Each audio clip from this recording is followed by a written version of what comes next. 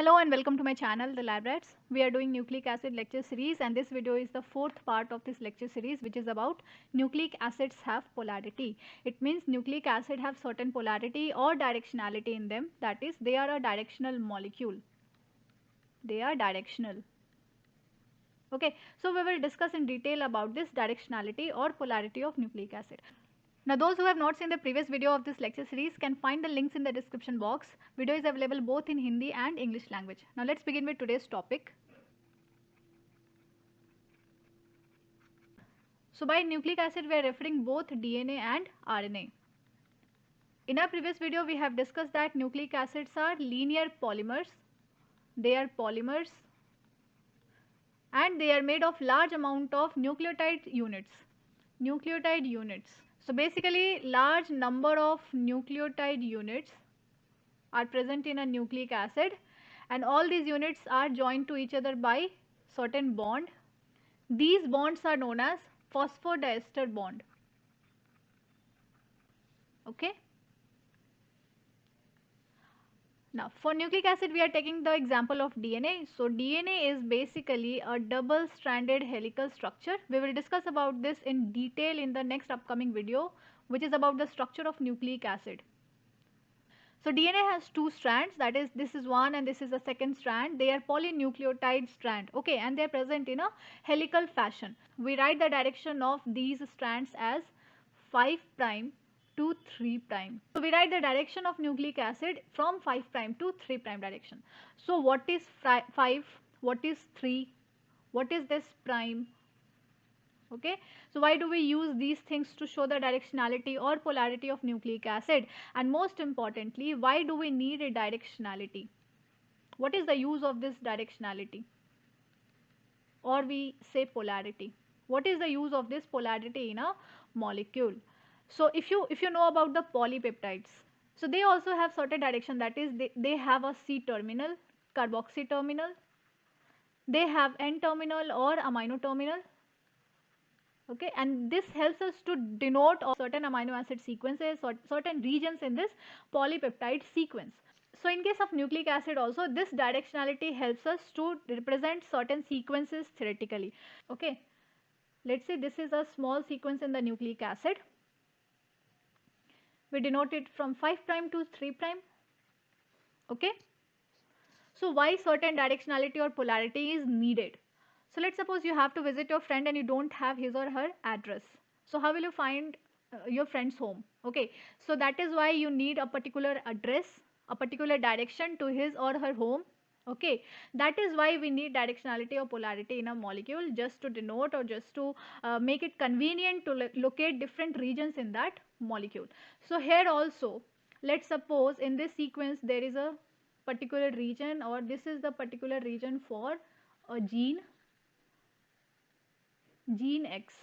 Okay, and then there is another sequence, and this is for a this is like a protein binding site.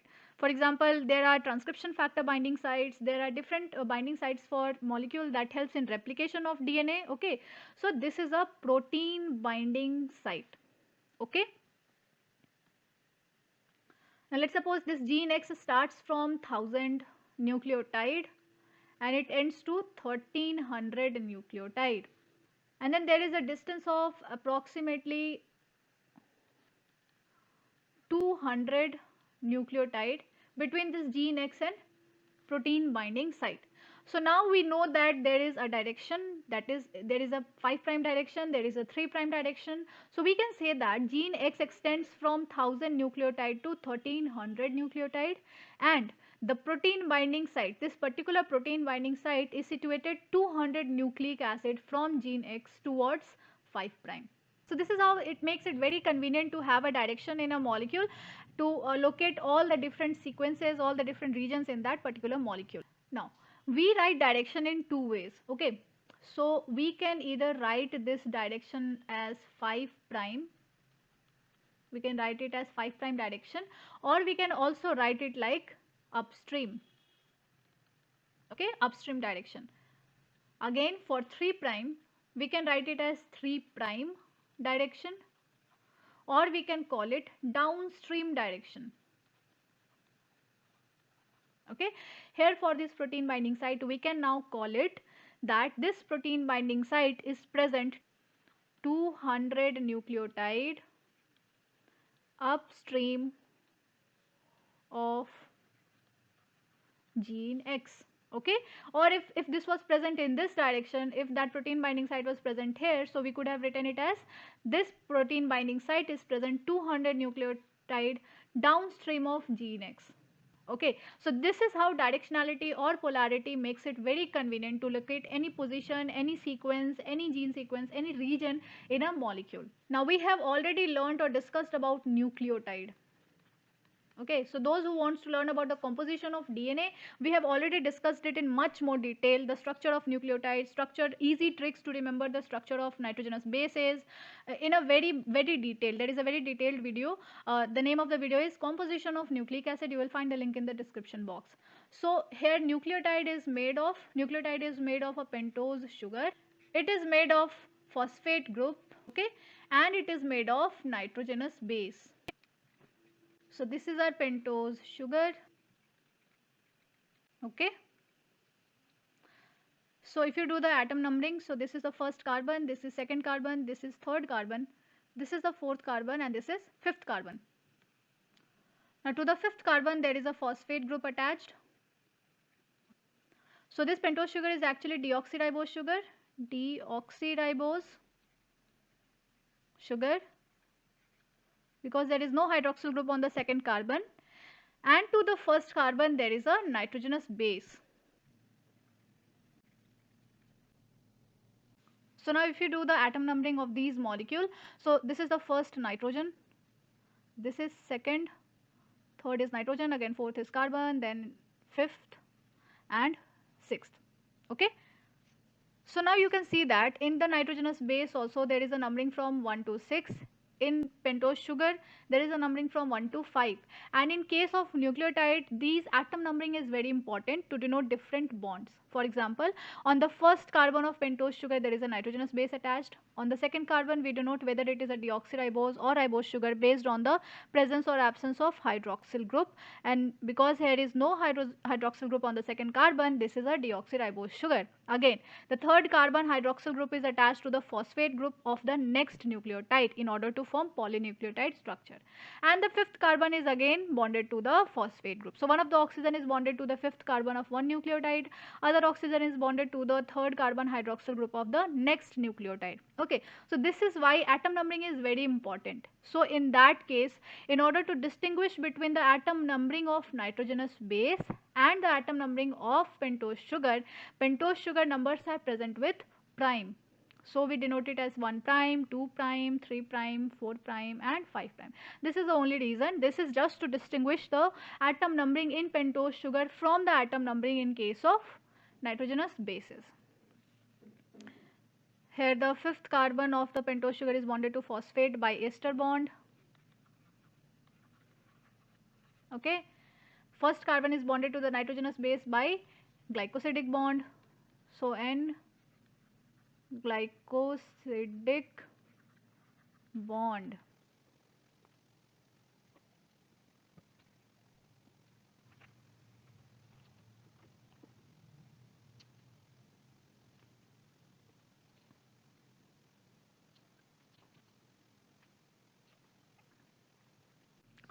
So now this is a polynucleotide structure. There is one nucleotide, 2, 3 and 4, and each nucleotide is attached to the other one by the help of phosphate. It is forming two ester bonds. That is why this is known as phosphodiester bond. So in this polynucleotide structure, this is the 5 prime. Okay, this is the 5 prime end. On the 5 prime end, this is the fifth carbon of the pentose sugar is present, and there is a phosphate group. Okay, phosphate group attached to the fifth carbon of the pentose sugar on the 5 prime terminal of polynucleotide structure. Okay, on the 3 prime end we see that there is a hydroxyl group. There will be a hydroxyl group. Okay, on the 3 prime terminal. So on the 3 prime terminal, okay, so 5 prime, it has 5 prime carbon of pentose with phosphate group,